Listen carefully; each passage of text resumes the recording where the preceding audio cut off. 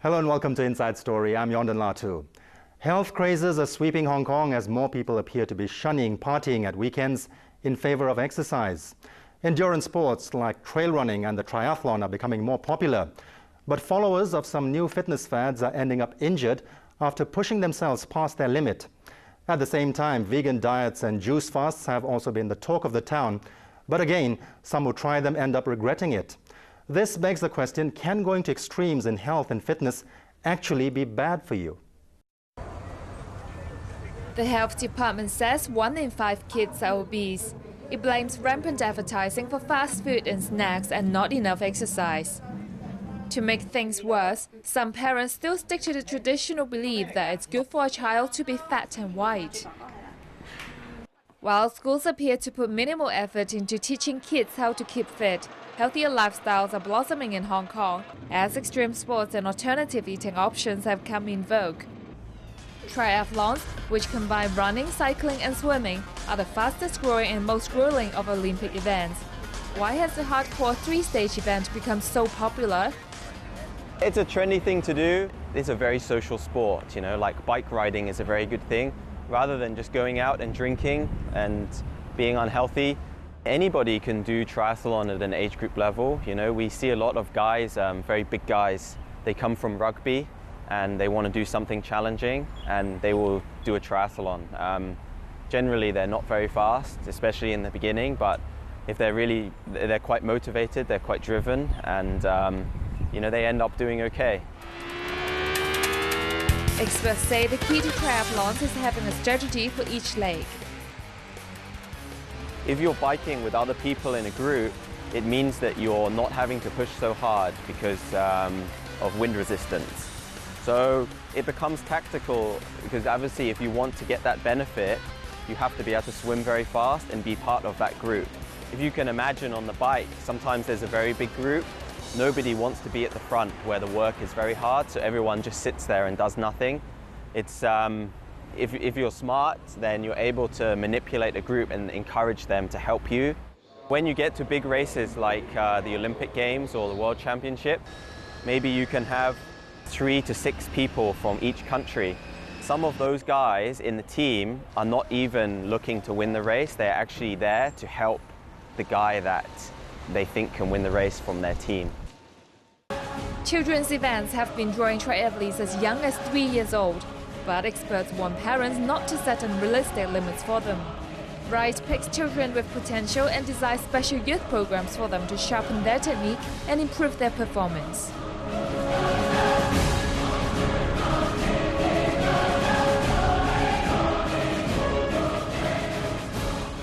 It's only for the people who want it.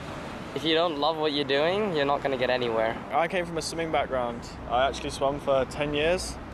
And for me, it was just, I needed a change because swimming was getting pretty boring and I like running, so I thought I'd try it. Well, whenever I do any sport, I feel quite free, like all problems go away. So it's quite a good feeling. And then really, I come from a running background, so I started running, then I added some swimming in, and then right now I just love biking too. So you just mix them all together, you just have a really good time. If you can get the balance of schoolwork and training, then it actually works out quite well. Obviously the social life kind of takes a back seat because of early training and racing. Basically there are 3 variables in a student athlete.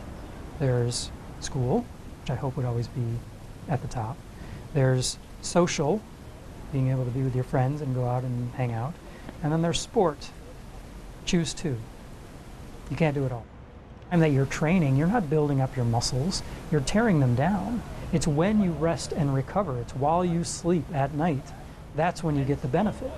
And if you're out till 2 o'clock in the morning partying, and then you're up at 6 to train in the pool, and then study all day and then go out and do it again, there's no way you're going to be able to maintain that pace and improve as you want to do.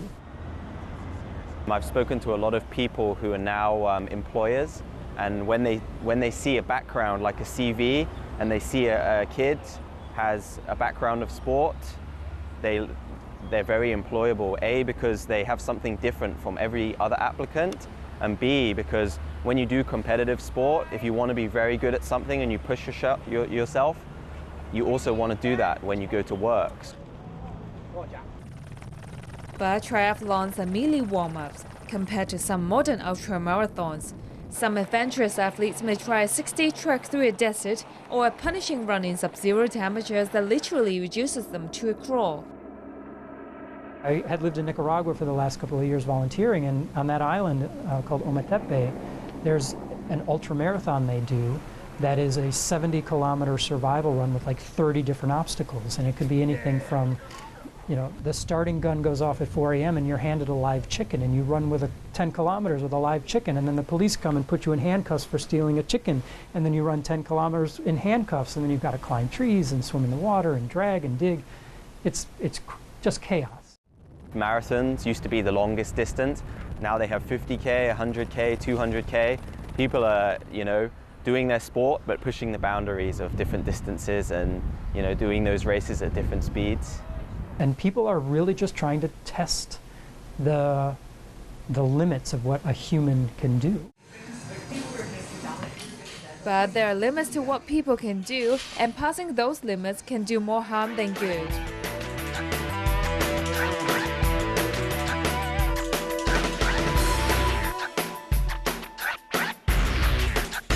CrossFit is intense. It combines weightlifting, gymnastics, and cardio. Since its introduction in 2000, hundreds of thousands of people have become dedicated followers. They believe there is nothing more challenging than pushing beyond their natural limits. We've had clients come in here and lose a heap of weight, gain muscle, and just change mentally and physically. A lot of them, we've seen clients who come in and mentally, they come in here a little bit depressed and upset about how they look and how they feel, and after a few weeks, few months, their mentality goes from wanting to just look skinny and be bikini fit to going, you know what, I really don't care what I look like anymore. I feel so much better about myself. I'm confident. We have dads and moms come in here and say, I just want to be able to keep up with my kids. I want to be able to throw them around, run around on the beach with them and chase them around, and, you know, I want to be fitter for my family. CrossFit is big business. It makes money by licensing its programs and training coaches. A cult-like community has evolved through its website. Critics argue that since many of the athletes work out alone at home, there is no proper supervision and it can lead to problems. A huge number of injuries and the fact that it only takes 2 days to become a CrossFit trainer have raised eyebrows. There is a CrossFit certification that is a 2-day process, but becoming a trainer takes so much more. I'll give my experience in my example. I began coaching in 2010, and I went through the 2-day course, and I was required to do 300 coaching hours as an intern before I was ever allowed to coach classes. It can be dangerous, yes, there is weightlifting, things like that, but we keep our classes small and our coaches have the experience. That's what happens when the desire to create personal bests and records and things like that collide with your body's limitations. And when you try to do more things than your body is capable of doing, so before you get out of bed, before you even sit up, if you can just find your pulse on your neck or on your wrist and just count how many pulses you get in a minute, or do it for 6 seconds and add a 0, that's your resting heart rate. Do that for a couple of weeks and see if you notice any change. Is it sneaking up? That's usually a good sign of overtraining. While getting hurt might put many people off, some CrossFit enthusiasts even take pride in their self-inflicted injuries and vomiting through overexertion. These are even used in some of the company's marketing. I would also say it's not sport specific. Look at triathletes. I know plenty of triathletes that have puked mid-run. They're running a marathon on top of other things. Same thing with marathon runners. It can happen. We tell everyone when they start their on-ramp in, it's to leave your ego at the door. If you can't stay humble, if you can't, you know, train with no ego, you're gonna get injured, you're gonna get sick. The first thing you hear about CrossFit is community, and that's what we're trying to build. You come in and you train with 8 people who you feel like you're best friends, but realistically, you've only known them from the gym and for, you know, maybe a couple of months, but the support and the motivation you get from these people that push each other. In CrossFit, the last person to finish is, you know, sometimes more important than the first. If you see someone that's struggling to finish, everyone else who finishes before them are there to cheer them on and try to motivate them to get through the last few reps, and becomes sort of this individual workout, becomes a team, has a team feel to it. So what makes people push themselves hard instead of slouching on their couch? There is a biochemical reaction that occurs when you are reaching for goals beyond your grasp. Runners talk about the runner's high, and that's a state of, that's a calmness or a feeling of everything is okay, and you seem like you can run and run and run and run. Your body releases endorphins, and those types of endorphins are filling various receptors in the brain that make it feel like you are getting high, because that's essentially what that is. So it's a natural high. But there are also those things like athletes trying to always outdo everybody else, to be number one. Medical journal The Lancet estimates that a lack of exercise is responsible for about 5.3 million deaths a year globally, about the same number as smoking. It also says a sedentary lifestyle probably kills more people than exercise. We are killing ourselves by working too much. And it's not just sitting at a chair, which is also terrible for us. Humans were not meant to sit for 8 to 10 hours a day, but also the emotional stress that goes into a high-stress job where you're constantly secreting excess cortisol, you're not getting adequate rest, you're not sleeping long enough, you're not sleeping well enough, you're overdoing other things like alcohol and too much sugar and nicotine. You know, there are other things specific to people in Hong Kong. The environment itself is not what you would consider to be a calm, peaceful environment. It's very high intensity. It's a go, go, go lifestyle. We tend to eat out a lot because it's easier, because we're working so much and we don't have time to cook and prepare food. Some say the recipe for optimum fitness is 20% exercise and 80% diet. So what are healthy foods people say we should be eating? More on that after the break.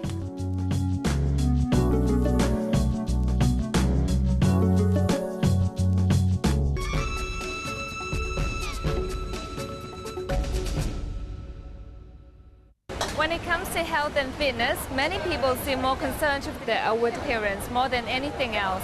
But to be truly healthy, it's what's inside that counts, and superfood, vegan meals and liquid diets have become talk of the town.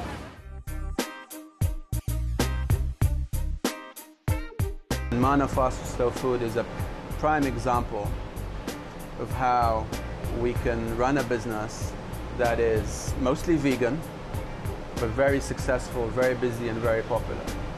I found food to be the most inspirational way to put a message across to people. Why? Because we're all relaxed around food.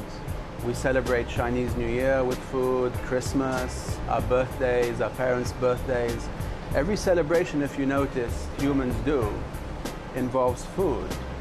So food is a powerful way of reaching and putting across a message to people that we can make a difference.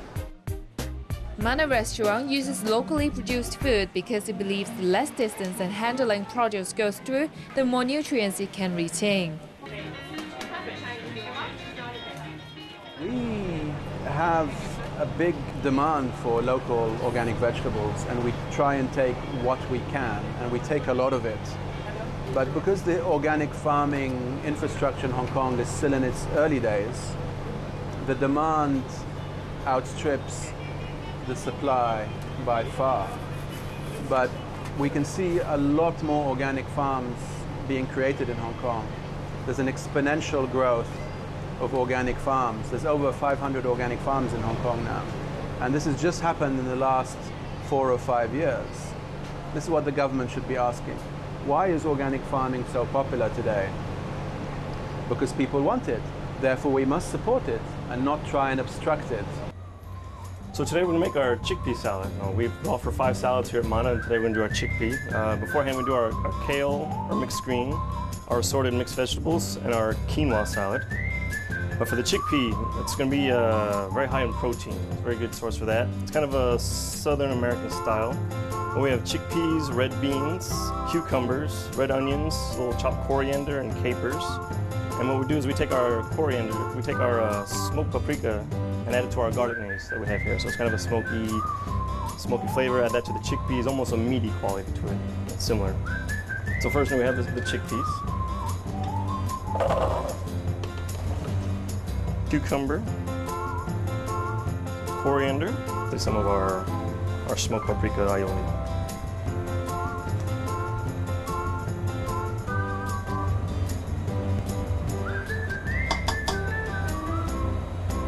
Healthy food is for everybody, the young and the old. There no longer is an excuse that, oh, it's too complicated, it's too expensive. Do you believe it has to be done? Do you really believe it has to be done?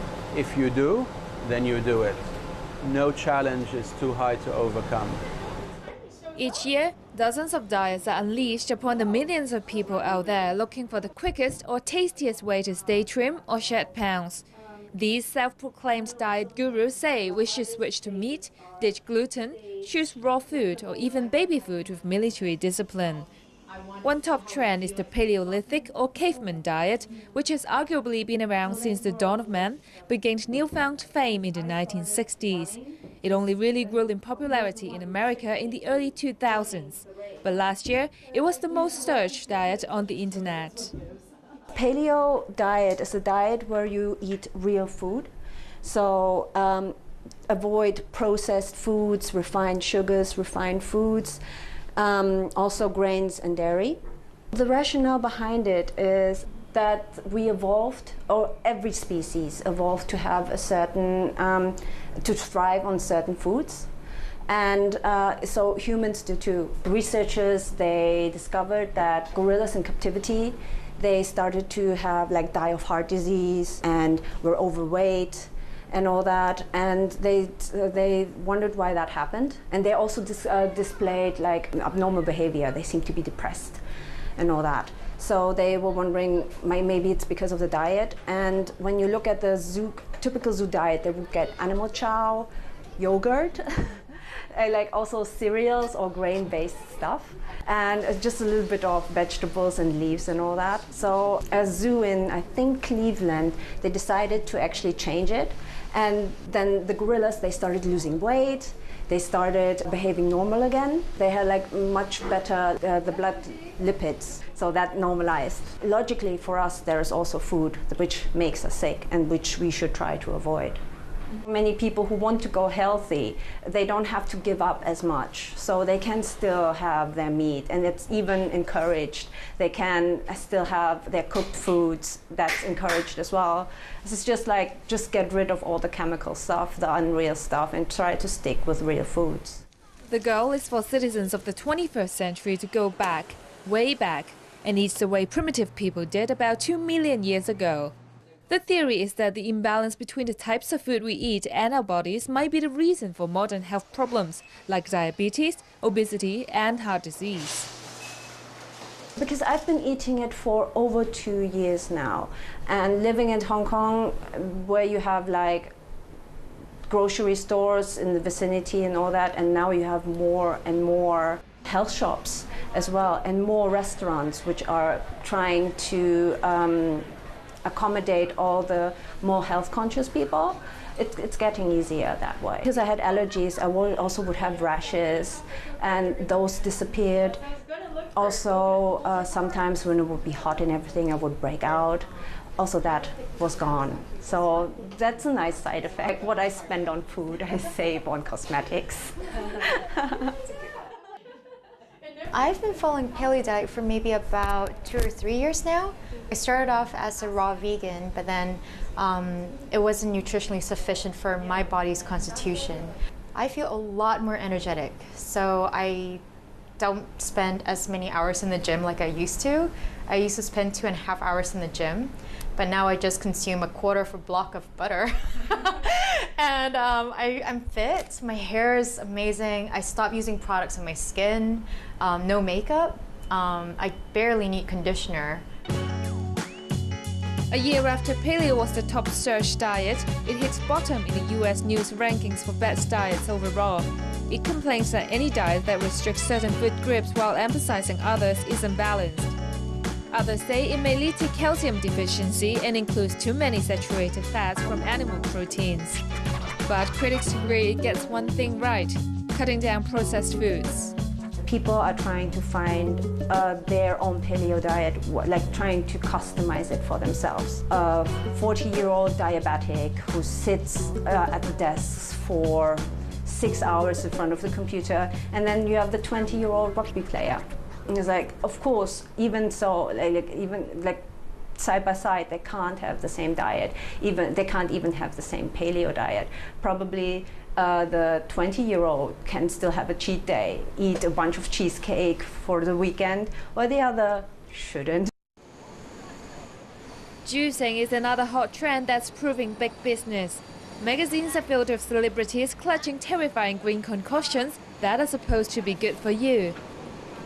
When we first started, we would go to markets and we'd have vegetable juice and we would, try and get people to try it and nobody would be interested. Well, in the beginning, it started off being mostly expats, but now it's becoming more and more Chinese people.